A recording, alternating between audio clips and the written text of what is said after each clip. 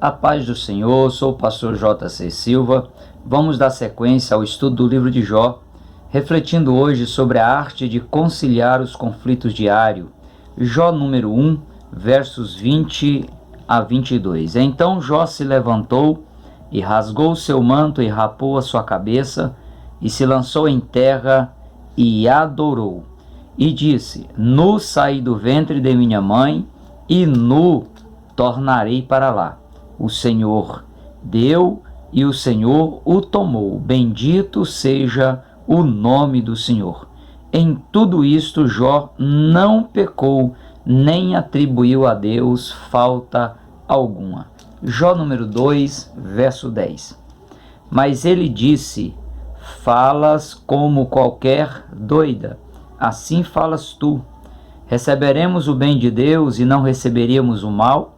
Em tudo isso não pecou Jó com os seus lábios. As adversidades pelas quais Jó passou, ninguém imagina passar por elas, sem aí sofrer algum tipo de dano na sua vida física, financeira, psicológica, nos seus relacionamentos. Crises como essa aqui pelas quais experimentou Jó, elas podem deixar feridas que o tempo jamais curaria. Podem deixar aí traumas profundos que talvez dure para o resto da vida da pessoa. A sociedade da atualidade tem alguns problemas crônicos e o impacto dos traumas pelos quais tem passado a sociedade atual faz parte da condição humana e até já está alojado aí na base do ser das pessoas. Fora as novas doenças e mazelas antigas que geram medos, os meios de comunicação todos os dias vem noticiando aí cada vez mais novas doenças, como a do coronavírus ou Covid-19, que tem provocado pânico na população mundial, e a sociedade está passando por essa crise na área da saúde, sem contar inúmeras outras enfermidades, males que têm assolado as pessoas e têm matado muito mais até mesmo do que a Covid-19. Esse e tantos outros problemas pelos quais passa o ser humano têm gerado males que se encarregam de construir aí essa sociedade cronificada e terrivelmente vulnerável. Mas a pergunta que fica é como administrar esse sofrimento, esses conflitos do dia a dia, como conciliar essas situações na vida do ser humano. Inicialmente, você precisa compreender essa arte de conciliar os conflitos diários e você precisa inicialmente assimilar o significado do termo crise. Há dois significados básicos aí para o termo crise. O primeiro significado, ele leva em consideração a origem do termo, a etimologia da palavra, e o segundo significado básico para o termo crise leva em consideração apenas o conceito popular, o que a sociedade em comum imagina ou acredita ser uma crise. No grego aí há três palavras que dão origem ao termo crise, que pode facilitar o seu entendimento para esse termo. A primeira palavra é crisis, significa decisão, distinção. A segunda palavra no grego é diácrisis, e trata aí de um substantivo que expressa a condição do ser humano de se ter conhecimento ou discernimento do bem e do mal. A terceira palavra trata-se de um verbo no grego, que é a palavra krinos. Esse verbo ele exprime a ação de uma pessoa que decide, que separa, que julga. É como se a pessoa estiver dizendo: eu decido, eu separo, eu julgo, eu distingo. Ou seja, eu sei distinguir entre o bem e o mal. A partir dessa análise aí da terminologia, da origem do termo crise, pode-se afirmar que crise é o momento de decisão. É o momento que você precisa tomar uma atitude. É o momento que você precisa dar um rumo à sua vida. É momento de decidir lutar, de decidir vencer, de decidir superar, sobressair, de decidir distinguir. É momento de tomar o caminho de saída da crise. É momento de reagir aí, superando os problemas, se levantando, sacudindo a poeira, tomando aí uma decisão para sobressair na vida. No momento de crise, Jó ele teve esse discernimento entre o bem e o mal, e ele decidiu louvar a Deus, não lhe atribuindo culpa nenhuma. Ele não disse nada com seus lábios, ou a Bíblia não deixa entender que ele possa ter imaginado que Deus tenha culpa dele estar passando aquelas aflições, aquele sofrimento pelos quais ele e a família estava passando. No entanto, a Bíblia deixa claro que ele reconhece a grandeza de Deus, ele reconhece o poder de Deus e ele decide se entregar nas mãos de Deus. O segundo significado básico para o termo crise, como eu disse, é o conceito popular. É o que a sociedade em geral acredita ser aí uma crise. E segundo o conceito popular, crise é entendida como um estado de desequilíbrio mental, no qual a pessoa que está passando por ela ou está passando pela crise, ela se vê incapaz de sair com os seus próprios recursos. Se a pessoa acreditar e ver a crise desse ponto de vista, altera totalmente o seu equilíbrio. Ela perde o equilíbrio e isso vai causar nela um sentimento, uma sensação de desorganização, de desesperança, de tristeza, de confusão e de pânico. Aí ocorrendo essa desestabilização da pessoa no momento de crise, a pessoa ela fica sem reação. Ela deixa de conseguir tomar aí as decisões necessárias, as decisões que precisam ser tomadas nesse caminho em direção à saída da crise. Infelizmente, a gente observa as pessoas na atualidade e elas estão tão acostumadas a acreditar no senso popular que elas acabam tendo uma tendência natural em aceitar o que é uma crença generalizada e não busca o verdadeiro sentido das coisas ou dos acontecimentos.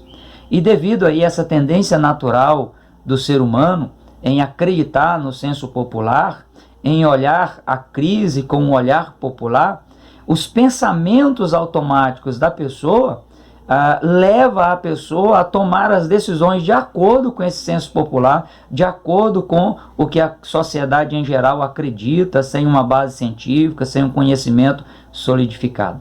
As pessoas acabam se auto-prejudicando por olhar aí as crises, olhar os conflitos por um ângulo totalmente equivocado. Ao invés de buscar o verdadeiro sentido, fica apenas alicerçado no conceito popular.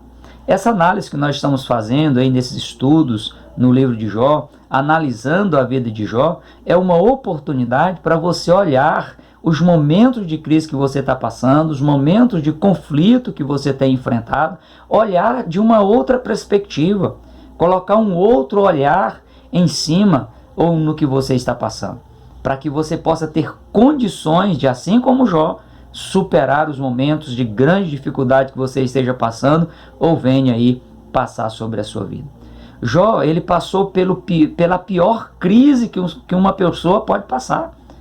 No entanto, ele conseguiu superar todas as expectativas, superou a expectativa da sociedade da época e superou até mesmo a expectativa de Satanás. Satanás diz, olha, tira os bens dele e o Senhor vai ver que ele vai blasfemar contra ti. Depois ele diz, toca na saúde dele que ele vai blasfemar contra ti. Ou seja, o próprio Satanás ele tinha uma expectativa que Jó abandonaria Deus. E Jó superou até mesmo as expectativas do maior inimigo da alma humana. Da mesma forma, você precisa assimilar as definições do termo crise e ter condições de decidir agir de acordo com o verdadeiro significado do termo, com o verdadeiro sentido do termo, para que você possa aí tomar as suas decisões, para que você possa fazer um julgamento pleno e sano, e para que você possa buscar aí o caminho da saída da crise, do conflito pelo qual você esteja passando ou venha passar na sua vida. Além disso, cada pessoa precisa descobrir o que é que desencadeou ou desencadeia o conflito na vida de uma pessoa. Todo conflito que a pessoa passa, ele possui um evento desencadeador. Ele possui uma origem. Ele possui um início desse problema. O evento desencadeador, ele é a origem do problema. E o conflito, ele é o impacto causado por esse problema, que resulta aí em N traumas, que muitas vezes a pessoa leva para o resto da sua vida, leva até para a eternidade. Os conflitos, os traumas, eles podem ter origem tanto no contexto psicossocial, ou seja, tendo origem no psicológico da pessoa e nas relações sociais que ela esteja envolvida, ou mesmo ter uma origem no contexto de um risco social sem nenhum tipo aí de complicações ou complicadores psicológicos. Analisando aqui os sofrimentos de Jó, Jó e sua esposa, eles passaram pelo mesmo contexto psicossocial, situacional e psicoespiritual. Todos os dois passaram pelo mesmo problema. No entanto, Jó, além de sofrer os infortúnios que a sua esposa também experimentou, ele perdeu o prestígio diante da sociedade e também perdeu a sua saúde. A única coisa que ele conseguiu da medicina daquela época, da sociedade daquela época, foi um atestado de incapacidade de convivência social. Ele foi expulso para fora dos muros da cidade, foi viver no monturo da cidade, sentado nas cinzas, se coçando com cacos de telha. Mas quando Jó, ele olhava para o problema que ele estava passando, ele o via como algo externo. Não havia internalizado o problema. Ele via que ele podia manter controlado os efeitos aí do problema que ele estava passando. O hipocampo de Jó, com base no seu profundo relacionamento com Deus, na sua integridade com Deus, na sua fidelidade com Deus, decidiu manter o controle da situação. O hipocampo de Jó, ele teve esse discernimento entre o bem e o mal e sabia que o melhor era continuar 100% na dependência de Deus, como um servo sincero, como um servo reto, temente a Deus e com sabedoria para desviar do mal. Jó, como eu disse, ele evitou internalizar a causa do problema. Ele evitou internalizar a origem do problema e as suas adversidades. Ele manteve isso como algo externo. Se ele tivesse agido de maneira contrária, ele teria perdido o controle. Ele ficaria desequilibrado, teria perdido a força para lutar, pois ele passaria a ver a si mesmo como sendo o provocador do problema. Quantas vezes você já viu pessoas, se não aconteceu contigo, da pessoa dizer: ah, mas eu não consigo nada mesmo, ah, mas eu não presto, ah, mas eu não vou a lugar nenhum. Ou seja, se Jó tivesse internalizado esse problema, ele iria se ver como sendo o provocador dos problemas pelos quais ele estava passando. Ele se tornaria a causa do seu próprio problema. Sua baixa autoestima iria detonar aí não só o psicológico de Jó, mas também a sua vida espiritual, a sua comunhão, a sua intimidade com Deus. Ele perderia as suas energias e perderia o seu tempo tentando se justificar diante dos seus amigos, da sociedade daquela época e tentando se justificar até mesmo diante de si. Veja o que Jó diz aqui em Jó número 23, versos 1 a 7. Ele respondendo aí a crítica dos seus amigos, ele diz: ainda hoje a minha queixa está em amargura, a violência da minha praga mais se agrava do que o meu gemido. Ah, se eu soubesse que o poderia achar. Olha, ele desejando estar na presença de Deus e demonstrando a sua confiança na misericórdia de Deus. Então me chegaria ao seu tribunal. Com boa ordem exporia ante ele a minha causa e a minha boca encheria de argumentos. Saberia as palavras com que ele me responderia e entenderia o que ele me dissesse. Porventura, segundo a grandeza de seu poder, contenderia comigo? Não, antes cuidaria de mim. Ali o reto pleitearia com ele e eu me livraria para sempre do meu juízo. Jó, ele demonstra esse desejo de estar na presença de Deus porque ele tem certeza de que o próprio Deus, o reto, seria o seu defensor, estaria o absolvendo de qualquer tipo de acusação. A esposa de Jó sofreu mais do que ele, pois quando ela se depara com os problemas, ela decide internalizar a sua dor, não encontra resposta, não suporta suas percas e nem admitiu estar no lugar que ela se encontrava. Ou seja, a esposa de Jó, ela se recusou a confrontar a situação de frente. Ela recusou encarar o problema e superar o problema na presença de Deus. É como se ela dissesse: eu não admito estar nessa situação. Eu me nego a encarar esse problema. A fuga que a esposa de Jó encontrou foi sugerir o esposo amaldiçoar a Deus e morrer. Ela não conseguiu desfazer a sua dor porque ela internalizou essa dor. A diferença está na vivência dos fatos, na forma como a pessoa encara as dificuldades e qual o sentido que a pessoa dá a tudo que lhe sobrevém, a tudo que está à sua volta, seja conflito, seja sofrimento, seja qualquer situação. Então essa forma de encarar essas situações pode mudar e muda a maneira como a pessoa vai absorver o resultado da situação que ela está passando. O escritor Parada, no livro Psicologia Comportamental Aplicada ao Socorrismo Profissional, que ele publicou no ano de 2004, ele diz que na intervenção de uma crise, quando a resolução da crise se dá de forma adaptativa, surgem 3 oportunidades. A primeira oportunidade é a oportunidade da pessoa dominar a situação de crise. Essa deveria ser a mais óbvia de todas as alternativas, mas quando você olha na prática, não é essa a principal forma aí como as pessoas estão agindo, como as pessoas estão olhando as crises pelas quais está passando. No entanto, é a oportunidade da pessoa decidir se vai vencer ou se vai deixar ser derrotada. Ou seja, ou você domina a situação ou você deixa a situação te dominar. A segunda oportunidade que a pessoa tem quando ela decide resolver a crise de maneira adaptativa é a oportunidade de se organizar, de tornar assimilável os conflitos vivenciados. Esse tipo de oportunidade surge quando a pessoa depara com os conflitos mais intensos, mais profundos, e a pessoa pode fazer de seus conflitos o meio de aliviar a própria dor ou o meio de aumentar ainda mais os seus conflitos. Ou seja, ou a pessoa se organiza ou ela se desequilibra e perde o controle da situação. A terceira oportunidade, segundo Parada, a pessoa tem aí num momento de crise, se ela tenta resolver de maneira adaptativa, é a oportunidade de aprender novas estratégias para o futuro. É um desafio para as pessoas que querem superar seus conflitos.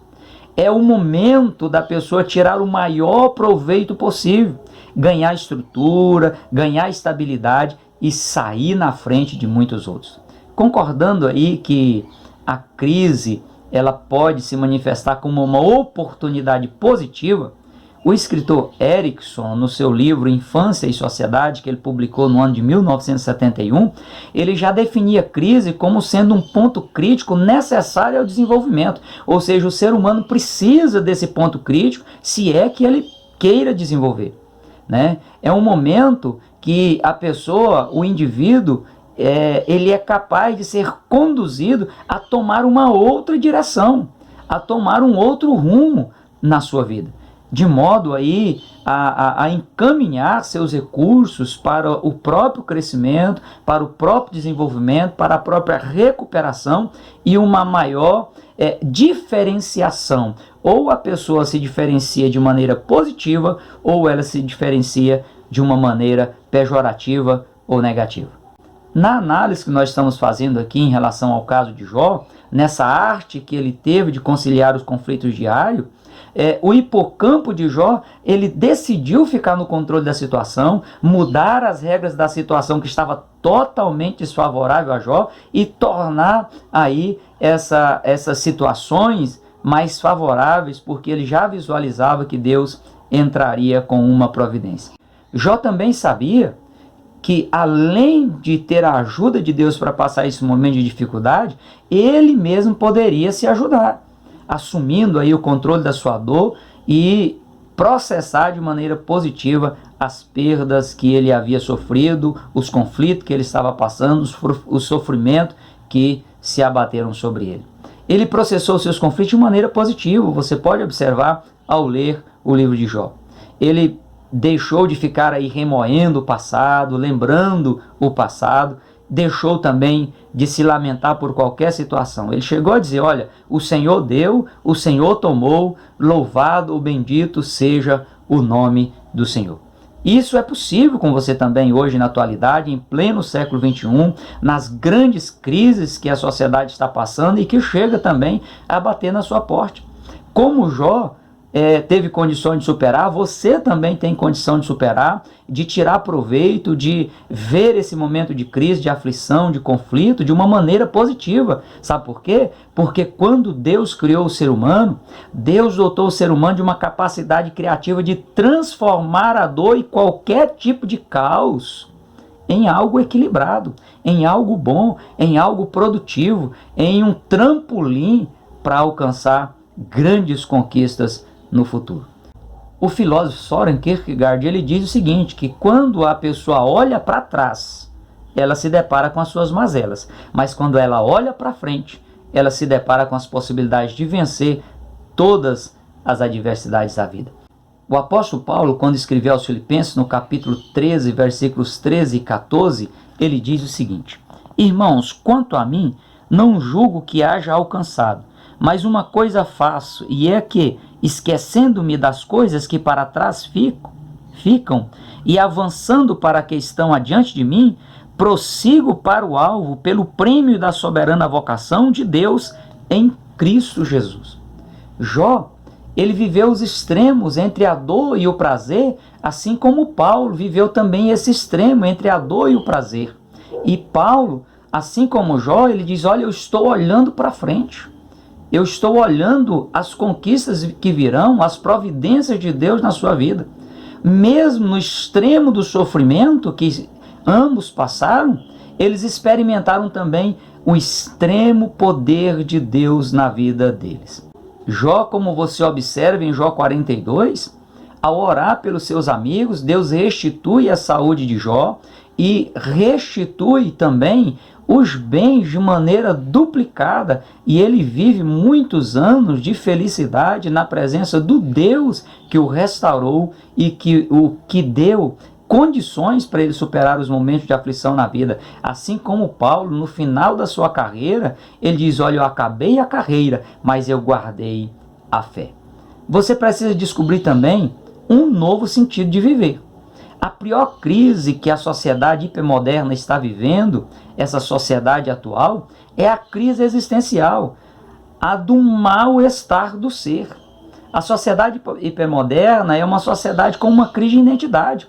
Vive aí uma mesmice por ser uma sociedade descaracterizada de valores éticos, de valores morais e de valores espirituais. Há uma inversão do sagrado, uma banalização do sagrado, de uma maneira terrível, como nunca aconteceu na história da humanidade. Nunca se viu uma geração tão desmotivada, uma geração tão desanimada, mergulhada no caos, mergulhada na incerteza e que coisifica o gênero humano. Esse vazio existencial, ele gera sérios distúrbios, além de acelerar o processo de envelhecimento, provoca solidão, provoca depressão, baixa imunidade nas pessoas, desencadeia ansiedade, provoca hipertensão e também acentua o estresse. Deus, no código genético humano, ele colocou um anticorpo chamado fé. E é esse anticorpo dado por Deus ao ser humano, colocado aí no código genético do ser humano, é que pode levar a pessoa a avançar rumo à superação, rumo a conquistas, rumo à felicidade, se ajustando, se adaptando a toda e qualquer circunstância, conflito ou dificuldade que lhe sobrevier no decorrer da vida. O psiquiatra cristão, escritor e também pastor Ivan da Mata, ele declara que mesmo quando a pessoa achar que está vivendo em meio a um vazio, ela poderá encontrar um novo significado para estar ali, um novo significado para erguer a cabeça e prosseguir adiante. O homem aí da hipermodernidade, apesar de estar experimentando grandes avanços na ciência, na filosofia, na astronomia, na arte, na música, na literatura, na poesia, o homem da hipermodernidade, ele vive a pior de suas crises. A crise da falta de diálogo, do enfraquecimento dos laços afetivos, da desagregação, desunião familiar, despersonalização coletiva, ou seja, as pessoas não sabem quem elas são, como aquele quadro de Augusto Rodin, de onde vim, por que estou aqui, para onde vou. Há uma coisificação da humanidade. Isso é fruto dessa sociedade frenética da hipermodernidade.